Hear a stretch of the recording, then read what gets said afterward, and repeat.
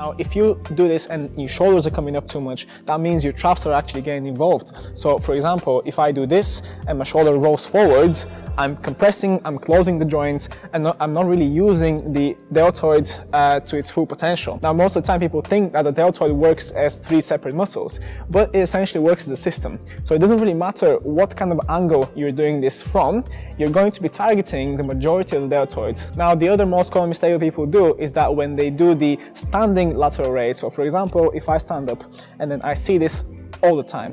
So this movement where you're essentially using your legs to push yourself up and lift a lower weight with a muscle that's relatively small, for example, compared to the pec major.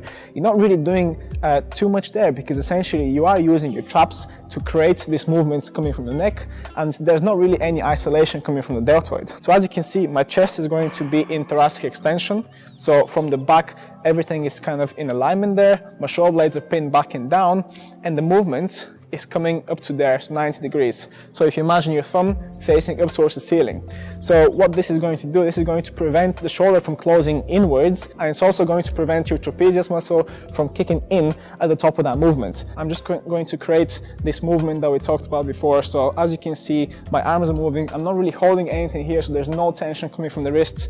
Everything is going straight into the elbow, into the deltoid. There we go. So I'm essentially creating the lateral raise.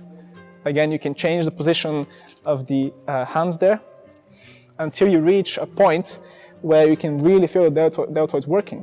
And again, I can change the position of my arms. I can go a bit more anterior, maybe diagonal 45 degrees, and then sideways like this. I'm going to keep my one fist against one palm of my hands. I'm going to start from here, and then I'm creating simply abduction coming from my deltoids, and it's a very isolated movement, very simple movement, but it is a good finisher. So if you have been training your deltoids and upper back, this is a really good finisher and also a really good warm-up exercise just to kind of get everything working.